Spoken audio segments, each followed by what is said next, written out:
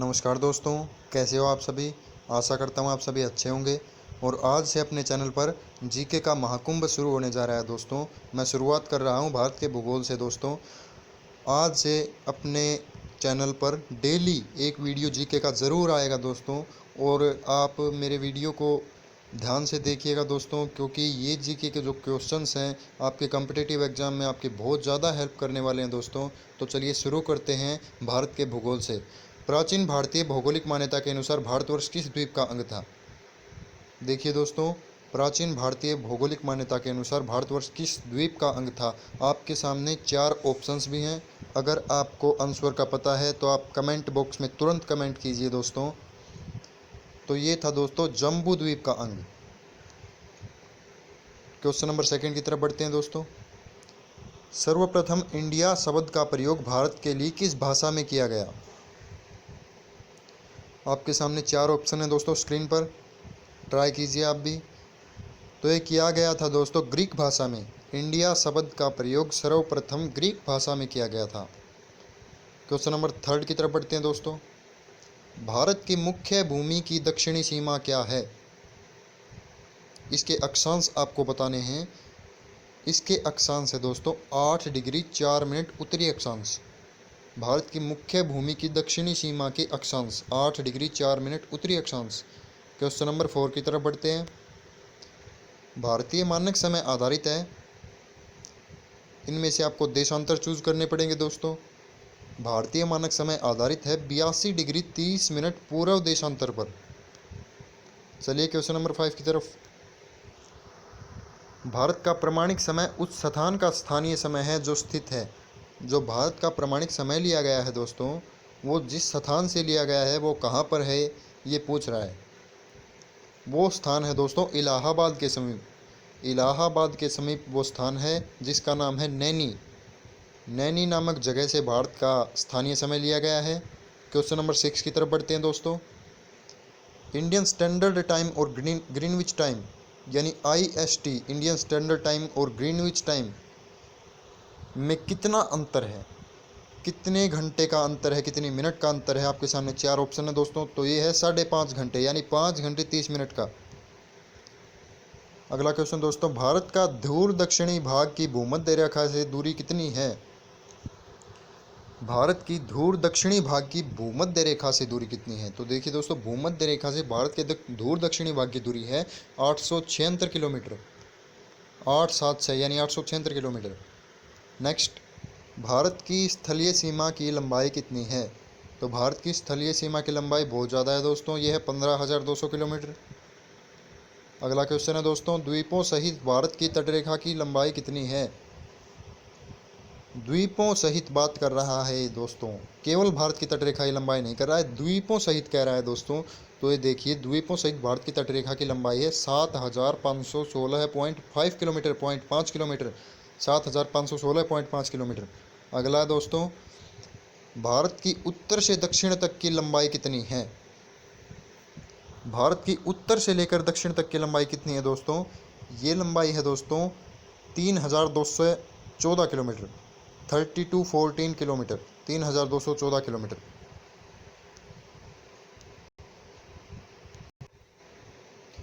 Next question है दोस्तों, भारत की पूर्व से पश्चिम तक की लंबाई कितनी है।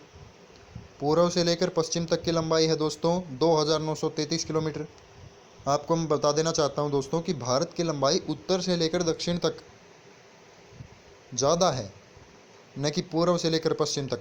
अगर आप बात करते हैं पूर्व से लेकर पश्चिम तक तो वो है 2,933 किलोमीटर। और हमने पीछे ट्राई किया था कि भारत की लंबाई उत्तर से लेकर दक्षिण तक की कितनी है, वो है दोस्तों 3,214 किलोमीटर।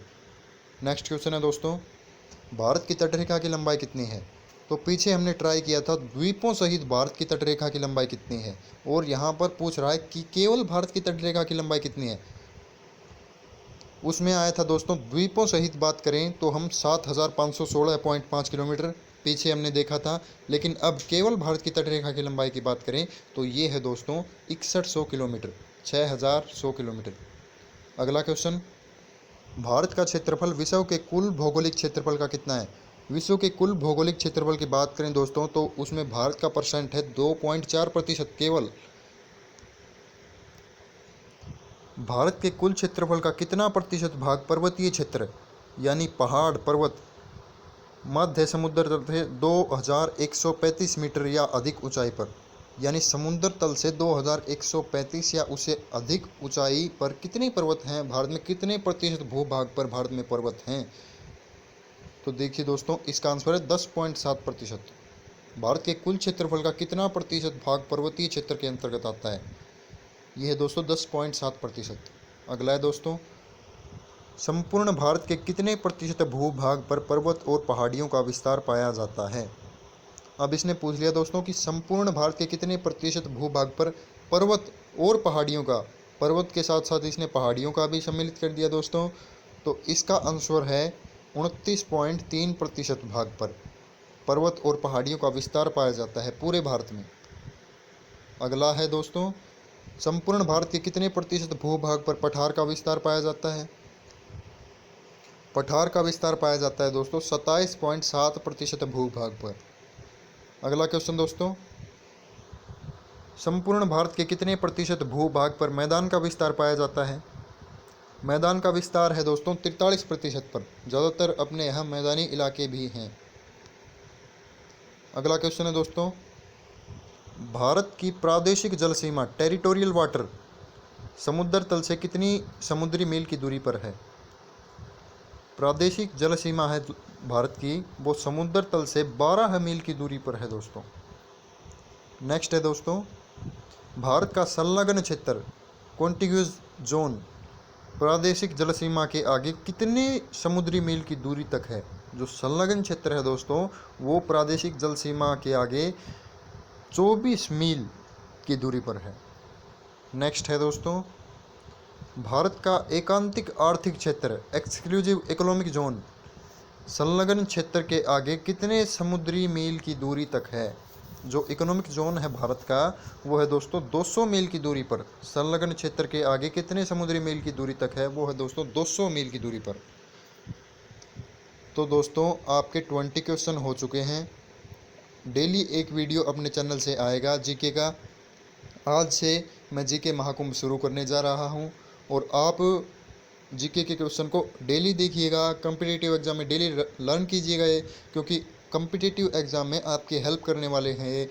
मैं पूरी कोशिश करूंगा दोस्तों कि आपका एक भी नंबर कॉम्पिटिटिव एग्ज़ाम में न जाए और आप अपने फुल परफॉर्मेंस के साथ एक कॉम्पिटिटिव एग्ज़ाम को, किसी भी कॉम्पिटिटिव एग्ज़ाम को क्लियर करें दोस्तों।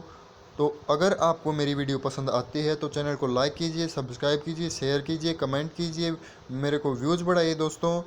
तो धन्यवाद दोस्तों। जय हिंद, जय भारत।